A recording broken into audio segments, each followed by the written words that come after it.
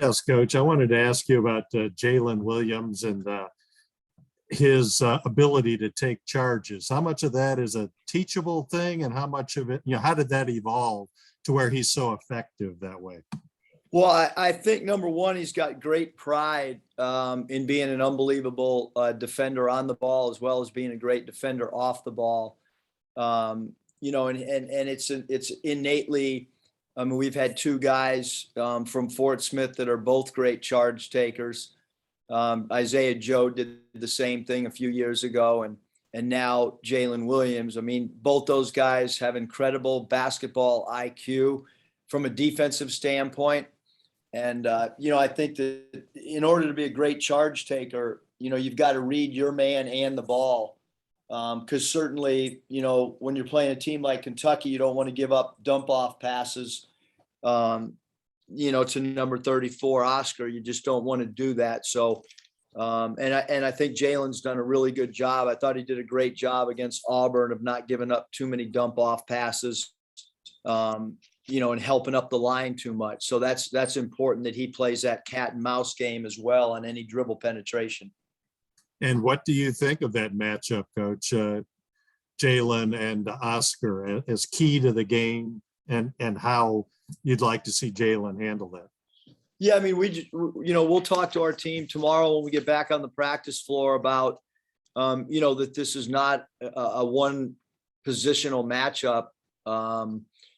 Just like when we played Auburn, it wasn't just Trey Wade's responsibility to guard, Jabari Smith, it's our whole team. And so, last night, against Florida, Castleton's a really good player, and we elected to play him a little bit more one-on-one and not give up three balls to Florida because we gave too much help interior in the first half. So we have not developed our game plan yet. We will, tonight as we watch the game live, and then as I get in, tonight back to the office and in the morning to try to develop exactly what we want to do. So, I think it'd probably be too early other than to just say, hey, it's going to be a 5-man committee on the glass and a 5-man committee guarding not just Kentucky star players, but every night that we go out, it's got to be. Thank you.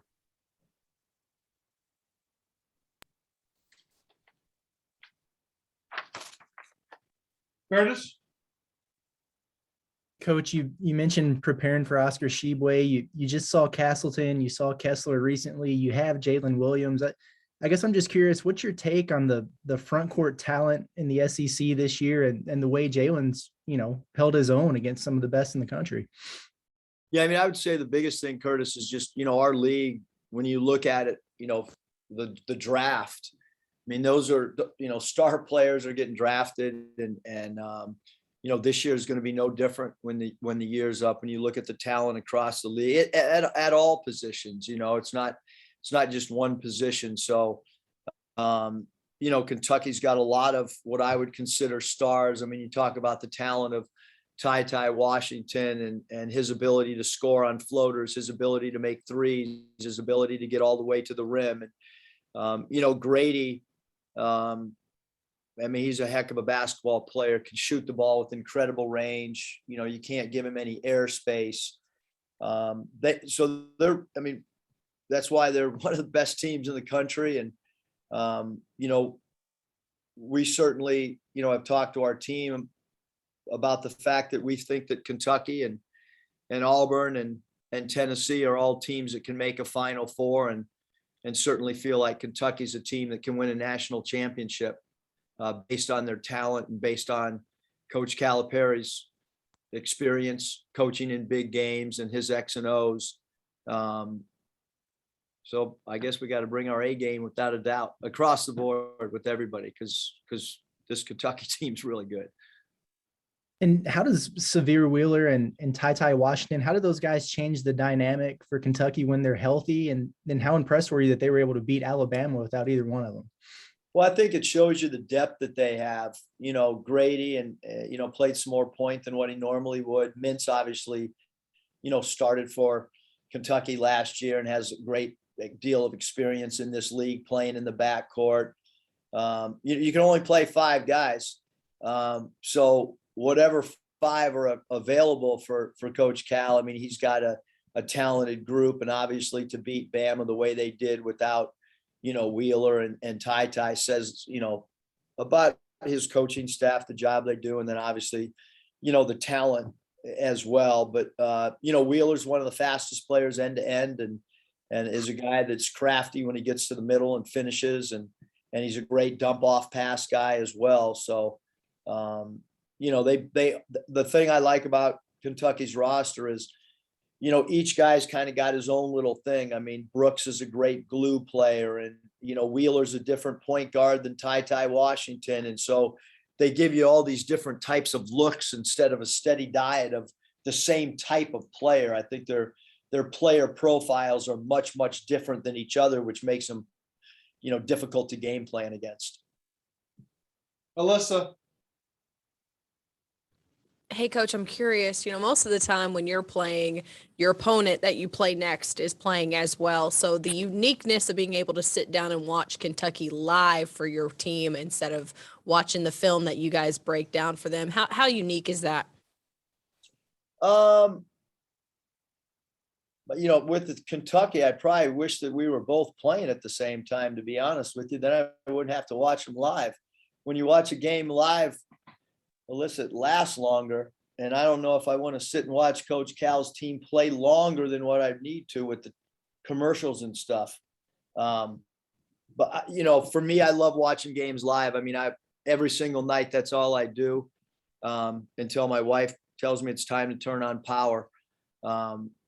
But they're good. I think they're so talented and they're so deep that, whether you play on a Tuesday or Wednesday, I don't think there's been any significant study that says that there's an advantage, disadvantage either way.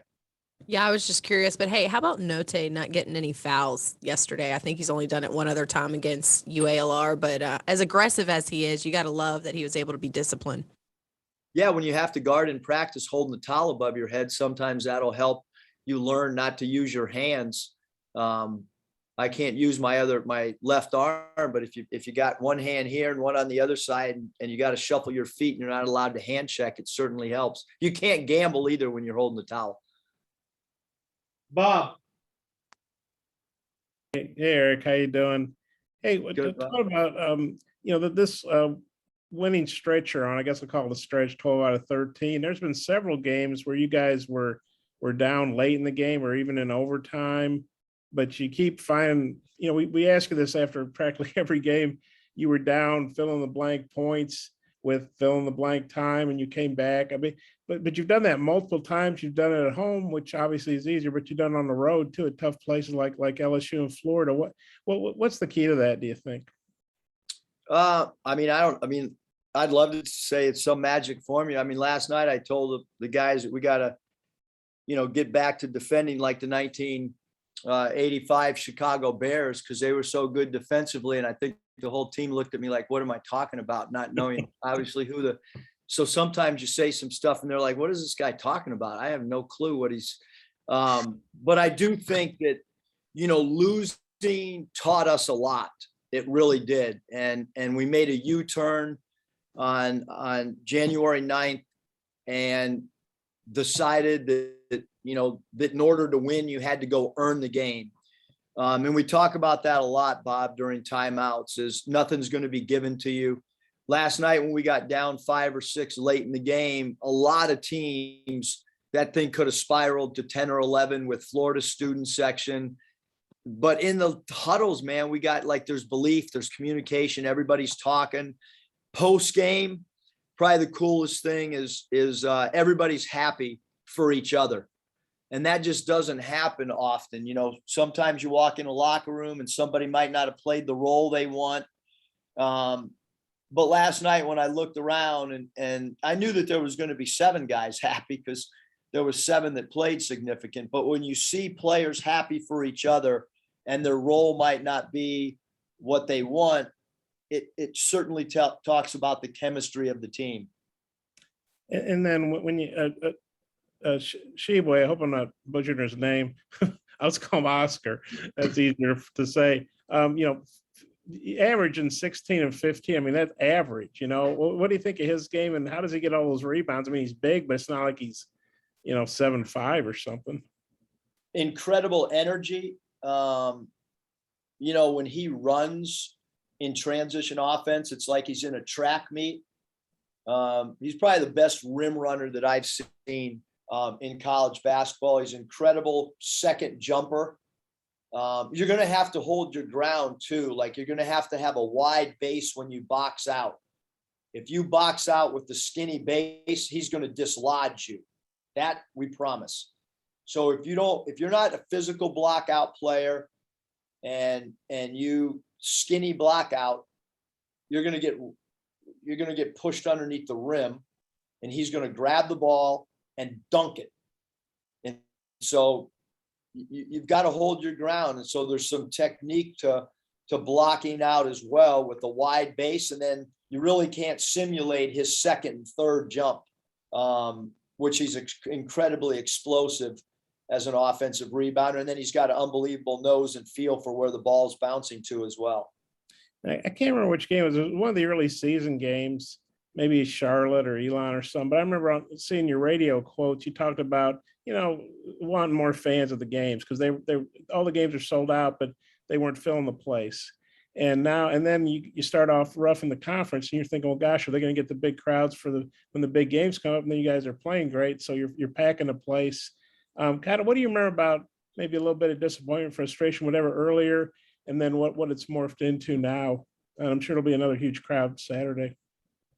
Yeah, I mean, we probably didn't have as many as we wanted because Coach Pittman was doing such a good job, and everybody was excited for football. So I guess we'll blame it on the success of Coach Pittman and all the excitement around, the football team. Maybe that's why we were short.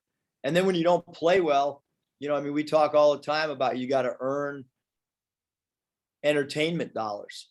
There's a lot of stuff to do. There's 15 games on TV tonight. And if you get ESPN Plus, there's another 30 on. So, you got to get people to get in their car, spend gas money, spend money on the ticket, spend money on whatever you're going to buy to eat or drink. There's a lot of entertainment dollars. So you got to earn that respect. And I think we've done that, the last 12 or 13 games. And maybe during a certain stretch, some people elected to watch things on TV or go to a movie instead of coming to Bud. Well, I think it's across the country. Even the successful programs, they don't pack them in November and even December. But well, if you're on your West Coast, they don't pack them in anytime. Yeah. Even in March. I mean, you can watch. I don't want to get in trouble, but you can watch a Pac-12 game in California, and there might be only 4,000 people in the stands. Yeah, you're going to piss off Bill Walton. I might have a couple more, but I'll turn it back to Mike. Scotty. Yeah, Eric, you've mentioned, I think, twice since you guys went over Auburn that Devo's maybe played his best game. Just based on what you've seen out of him, like what's brought on this recent stretch and I guess uptick in kind of productivity and confidence too? Yeah, he's done a great job in transition. He's shooting the ball with much more confidence. I think his game is really simulating what he did last year and his success. He's catching that thing. He's attacking the rim. He's stretching the defense out with making threes. When somebody else dribble drives, he's an elite loose ball getter, and people hear that and they're like, whatever. But like, if you look at Kentucky, a lot of the game is like an extra possession game, whether it's offensive rebounds, whether it's loose balls. And Devo's a guy that gets us extra possessions, which is so valuable. And then obviously we know about his defense. He's defending at a high level. And then offensively, I think he's playing with as much confidence as he has the last 2 years. Last night I saw you politely get onto JD for, I think, defensive effort maybe in the second half. How did you see him respond to that? And is he maybe a guy that, can take the message and not the tone? Yeah, JD and I are on the same wavelength. I did get a phone call from my mom about JD, and she wanted to make sure he was cool with everything. But we expect JD to be one of the best defenders in college basketball. And I thought, last night there were stretches where, we needed him to be a little bit more aggressive, maybe commit a foul, by him stabbing at the ball. And, but the one thing, like there's one player I never worry about during the course of a game with interaction and communication and being on the same wavelength. And that's JD. I mean, since he's been here, even during his sit out year in practice or whatever, I mean, he's the one guy that he knows exactly what I'm thinking, whether I say something, don't say something. He can read my body language probably as good as any player I've ever coached. Would you say that's the most enjoyable thing about coaching him, or is there something else that jumps out to you? No, I mean, there's so many things about JD that, and I told the TV crew that had our game, it's really interesting. I went back and looked at the finances of all the recruiting visits we had. And guess who the cheapest recruiting visit, or the visit that cost the least amount financially? JD Notay. You know why? Because all he wanted to do is talk basketball, get a hamburger and a pizza. He didn't want to go get steak dinner. He didn't order 3 steaks to take back to his, hotel room. And that's the dude he is, man. Everybody on staff loves JD Notay. Everybody on the team likes JD Notay because he's a real dude. And he's tough. He's competitive. He's appreciative. And like I said, I mean, I've never been on a visit where you don't have to entertain a guy. All he wants to do is either watch game tape, talk, and, he's just a no maintenance type of guy to be around. Hutch. Yeah, coach, these guys ask pretty much everything. But one thing I've noticed about your teams these 3 years is that despite having all these different personnel, free throw shooting has been pretty consistent, and y'all have been really clutch, in late game situations. What's the key to that? Well, I know one guy that hated our free throw shooting practice, and that's Justin Smith last year. JD has made the comment that, hey, coach, we have more pressure in practice shooting free throws than we do in a game. JD told one of our coaches last year that he's much more nervous at the end of practice than he is when the game's on the line shooting free throws. You can ask Jalen because I think he's coming on after, but we have a perfect free throw drill that can sometimes take 10 minutes and sometimes take over 30 minutes based on how they're shooting, because it is truly a perfect free throw drill where in under 2 minutes we've got to make 8, 7, 6, 5, 4, 3, 2, 1. And you've got to make each of those segments consecutively with one player shooting them at a time, and there's no talking in the gym. So some guys on this year's team don't like that drill, and a lot of guys last year didn't like that drill. But I think it does. We try to simulate, game free throws as best we can, Andrew. Kevin. Must 12 wins in the last 13, and we know the calling card has been mostly on the defensive end. You guys are a top 15 rated defense. You actually, went on the road and out defense, the number 1 defense at the time in LSU.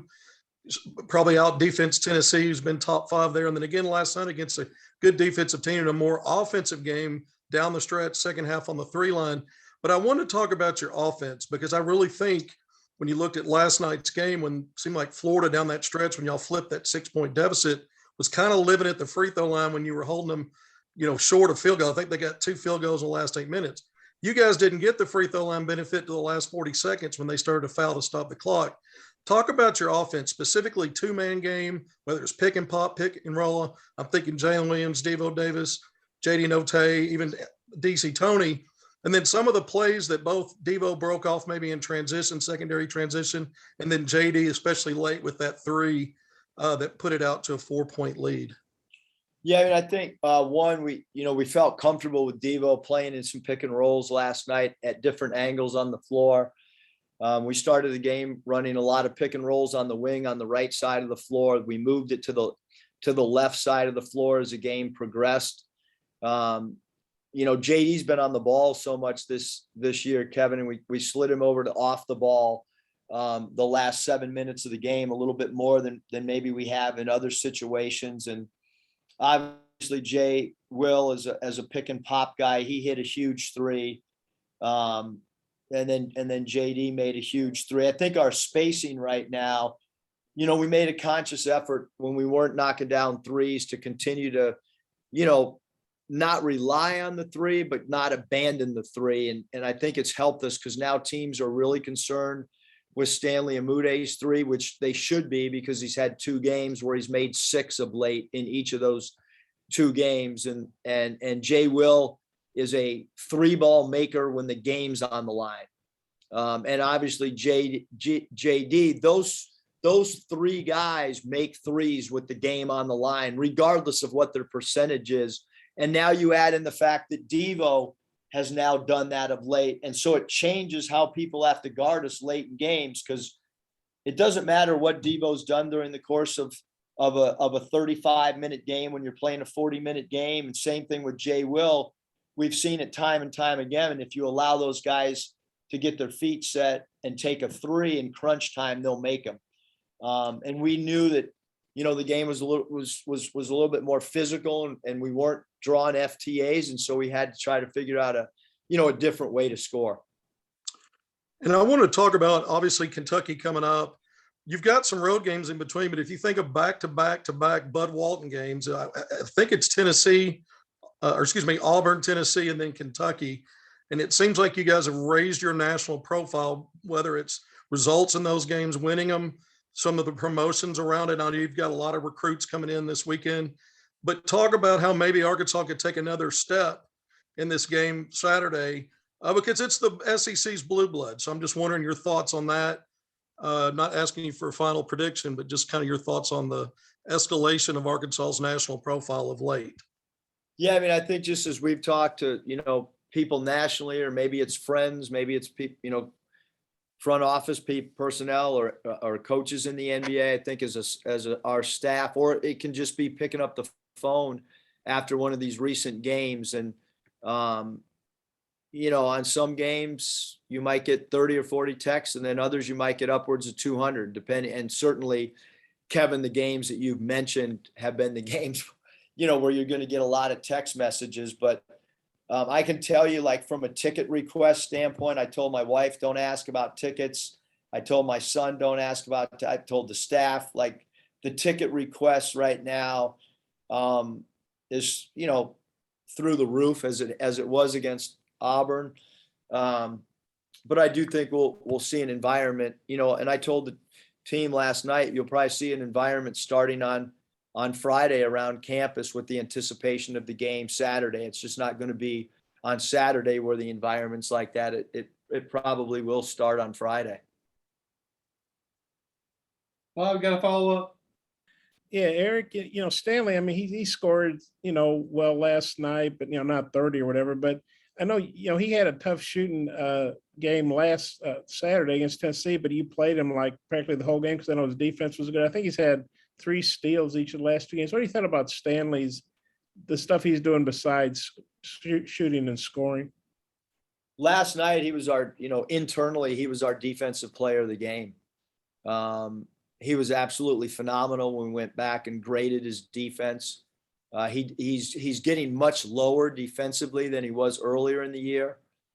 He's doing a much better job of blocking out defensively than he was earlier in the year. He's made the most strides, Bob, for sure, of all of our guys from a defensive standpoint. And then, I remember when you guys lost to Kentucky 2 years ago, Cal got tossed. That's about as down as I can remember seeing you after a game. And you talked about missed opportunity because the crowd was so big and all that. And then the other day when you guys beat Auburn, you referenced how maybe this team was better able to handle big situations. I think I'm paraphrasing that accurately. If I'm not, just tell me I'm not. But do you feel good about, what do you remember about that game 2 years ago, and how far you guys have come as a program since then, and just how ready this team is for these big stage games? Well, I think we got too emotionally invested early in the game, and I don't think our legs ran out of gas. I think emotionally we ran out of gas. I think, when Coach Cal, got thrown out of the game, I think that some of our players from a maturity standpoint might have thought that, the game would change in our complexion, which it didn't. It flipped the other way. And that's why Coach Cal's, a phenomenal coach and really can read situations. And, but what we have talked about is we have talked about that game this year and some of our big games with big crowds, and talked about the fact that, we got to play for 40 minutes. We know there's going to be scoring runs. The game's never over. And it's going to be the case on Saturday as well. And then is that like an NBA TV show about power forwards, or I'm not familiar with that. You got internet, right, Bob? Yes. Just Google Power, and it's a good show. I highly recommend it. Okay, maybe they'll send you a T-shirt too. I just want a Calgary Flame T-shirt. Okay, well, we'll try to work. Maybe if you took a picture of yourself and tweeted about it, they would send you one. I'm going to get Riley on that.